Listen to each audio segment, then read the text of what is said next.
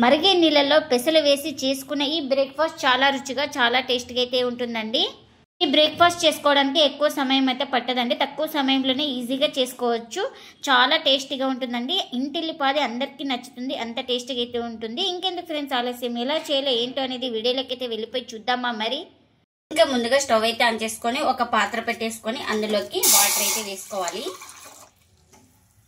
ఇంకా ఒక 2 glasses water అయితే వేసుకుంటున్నాను. ఈ వాటర్ అయితే మనకు బాగా బాయిల్ అవ్వాలి. ఇంకా చూడండి మనకు వాటర్ అయితే బాగా బాయిల్ అవుతుంది కదా. ఇప్పుడు స్టవ్ అయితే ఆఫ్ చేసుకోవాలి. ఇంకా ఇప్పుడు ఒక బౌల్ తీసుకొని అందులోకి 1 కప్పు పెసలు అయితే వేసుకోవాలి. ఈ పెసలను ఒక 2 సార్లు శుభ్రంగా వాష్ చేసుకోవాలి.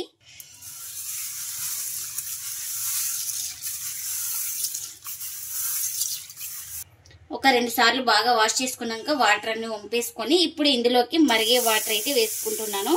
మునిగే వరకు ఇలా నీళ్ళైతే వేసుకోవాలి.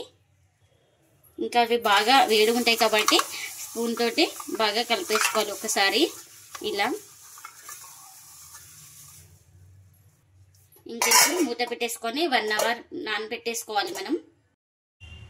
ఇంకా ముందుగా స్టవ్ అయితే ఆన్ చేసుకొని ఒక కడాయి అయితే పెట్టేసుకున్నాను. ఇప్పుడు ఇందులోకి కారానికి తగినంత మిర్చిని అయితే వేసుకుంటున్నాను.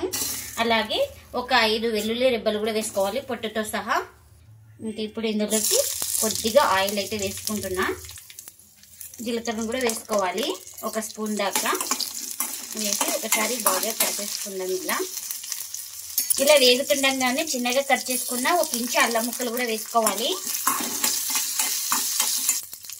ఇప్పుడు ఇందులోకి కొంచెం పుదీనా అయితే వేసుకోవాలి శుభ్రంగా కడుక్కొని. పుదీనా వేసుకుంటే చట్నీలోకి బాగా ఉంటుందండి ఇలా వేసుకోవడం వల్ల. ఇంకా మనకు మిర్చి పుదీనా బాగా మగ్గింది కదా. ఇంకా వీటిని అయితే ఒక ప్లేట్లోకి అయితే తీసుకుందాం. ఇంకా ఇలా ఒక ప్లేట్లోకి అయితే తీసుకొని ఇంకా వీటిని అయితే పూర్తిగా చల్లారనివ్వాలి. ఇదే కడాయిలో ఇప్పుడు పల్లీలు కూడా వేయించుకోవాలి. మనకు పల్లీలు బాగా ఫ్రై అయిపోవాలి. ఇంకా మనకు పల్లీలు కూడా బాగా ఫ్రై అయిపోయినాయి కదా. ఇంకా ఇప్పుడు స్టవ్ అయితే ఆఫ్ చేసుకొని వీటిని కూడా పూర్తిగా చల్లారిన తర్వాత గ్రైండ్ చేసుకుందాం. ఇంకా ముందుగానే వేయించుకున్న పుదీనా మిర్చి ఇంకా అవన్నీ వేసుకుంటున్నాను. ఒక జార్ అయితే తీసుకొని ఇంకా అలాగే పల్లీలు కూడా వేసుకోవాలి. ఇంకా ఇప్పుడు ఇందులోకి రుచికి తగినంత సాల్ట్ని కూడా వేసుకొని అలాగే కొద్దిగా వాటర్ అయితే వేసుకొని ఇప్పుడు మూత పెట్టేసుకొని గ్రైండ్ చేసుకుందాం. గ్రైండ్ చేసుకున్న చట్నీని ఒక బౌల్ తీసుకొని ఇంకా అందులోకి అయితే వేసుకుంటున్నా.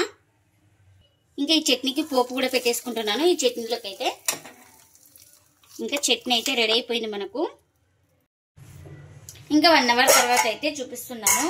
ఇంకా మనకు పెసలు అయితే బాగా నానిపోయినాయండి. ఇంకా వేడి నీళ్ళు వేసుకోవడం వల్ల ఇలా మనకు పెసలు అయితే బాగా నానిపోయినాయి. మనకు వేడి నీళ్ళు వద్దనుకునే వాళ్ళు 2 అవర్స్ అయితే మామూలు నార్మల్ వాటర్లో నానపెట్టేసుకోవచ్చు. ఈ వాటర్ అన్ని వంపేసుకుందాం ఇప్పుడు. ఇంకా వాటర్ అన్ని వంపేసుకున్న తర్వాత ఒక జార్ అయితే తీసుకొని ఇంకా అందులోకి వేసుకుంటున్నా.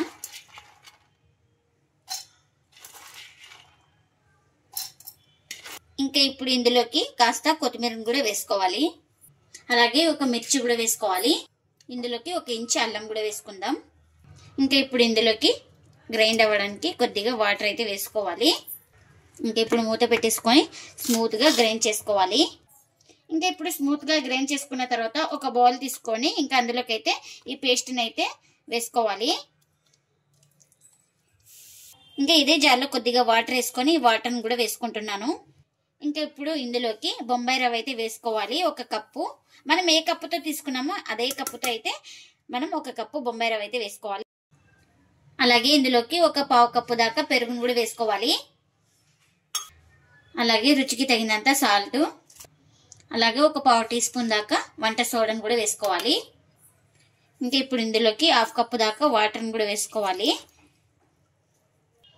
ఈ వాటర్ కూడా వేసేసుకొని మొత్తం స్పూన్ తోటి ఇలా బాగా కలిపేసుకోవాలి అన్నీ కలిసిపోయేలాగా.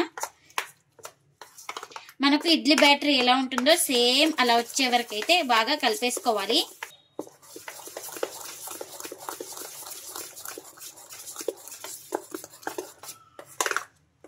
ఇలా మొత్తం బాగా కలిపేసుకొని ఇంకా ప్లేట్ అయితే పెట్టేసుకొని ఒక 5 నిమిషాలు పక్కన పెట్టేసుకుంటే మనకు పిండి రవ్వ బాగా నానుతుంది. ఇంకా మనం స్టీమ్ చేసుకోవడానికి ఒక కడాయి అయితే పెట్టేసుకొని స్టాండ్ కూడా పెట్టేసుకుంటున్నాను. ఇప్పుడు ఇందులోకి వాటర్ అయితే వేసుకోవాలి. ఒక గ్లాస్ నిండా వాటర్ అయితే వేసుకుంటున్నా.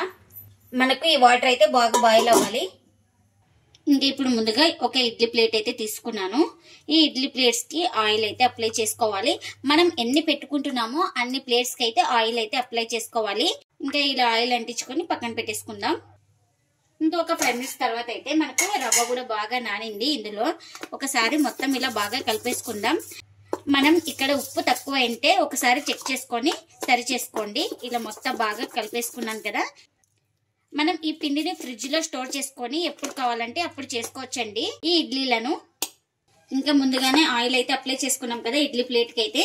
ఇంకా మొత్తం ఒకసారి పిండి మొత్తాన్ని బాగా కలిపేసుకొని ఇంకా ఈ ప్లేట్ లోకి అయితే ఫిల్ చేసుకుంటున్నాను. ఇలా కొంచెం గ్యాప్ గానే ఉండాలి. ఇలా కొంచెం పిండి వేసుకొని బాగా సెట్ చేసుకోవాలి.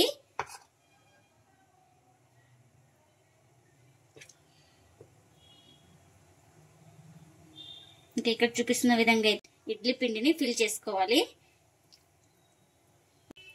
ఎప్పుడు ఇడ్లీ కుక్కర్ లోనే కాకుండా కడాయిలో కూడా స్టీమ్ చేసుకోవచ్చండి. నేను ఈ రోజు కడాయిలో స్టీమ్ చేసి చూపిస్తున్నాను. ఇంకా మనకు వాటర్ కూడా బాయిల్ అవుతుంది చూడండి.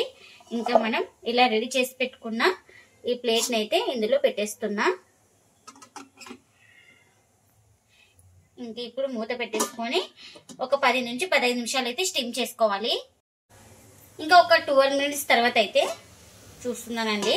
చెక్ చేసుకుందాం ఇక్కడ స్టీమ్ అయినాయో లేదో. మనం ఇలా నైఫ్ తోటి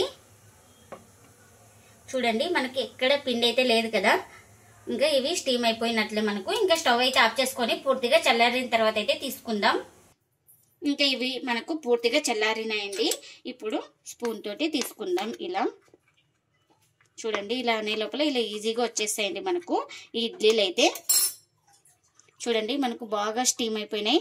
ఇంకా మనం సోడా పొడి వేసుకోవడం వల్ల ఇలా బబుల్స్ కూడా వచ్చినాయండి. చాలా సాఫ్ట్ గా ఉన్నాయండి ఇడ్లీలు అయితే. పెసర ఇడ్లీలు అయితే మరిగే నీళ్ళలో పెసలు వేసి చేసిన ఇడ్లీలు అయితే రెడీ అయిపోయినాయండి. ఇంకా ప్లేట్లకు అయితే సర్వ్ చేస్తున్నా. ఈ ఇడ్లీలు చాలా సాఫ్ట్ గా చాలా టేస్టీగా అయితే ఉంటాయండి. ఈ ఇడ్లీలు ప్రతి ఒక్కరికి పిల్లల నుంచి పెద్దల వరకు అయితే చాలా ఇష్టంగా తింటారు. అంత టేస్టీగా అంత సాఫ్ట్ గా అయితే ఉంటాయండి. ఇంకా ఇప్పుడు ఇందులోకి చట్నీ కూడా చేసుకున్నాం కదా, చట్నీ కూడా సర్వ్ చేస్తున్నానండి. ఇంకా మనకు ఇడ్లీ అయితే చూపిస్తున్నాను చూడండి. చాలా సాఫ్ట్ గా ఎక్కడ పిండి అయితే లేదండి. మనకు 12 నుంచి 15 నిమిషాలు అయితే టైం అయితే పడుతుందండి స్టీమ్ అవ్వడానికి. మీరు కూడా తప్పకుండా ఒకసారి ఇలా ట్రై చేయండి. మీకు ఎలా వచ్చిందో కామెంట్ అయితే చేయండి ఫ్రెండ్స్. ఇదండి ఇవాల్టి వ్లాగ్. ఈ వీడియో కనుక నచ్చితే ప్లీజ్ లైక్ చేయండి, షేర్ చేయండి, కామెంట్ చేయండి. అలాగే లైక్ చేసి సపోర్ట్ చేయండి friends. Thanks for watching. Bye bye.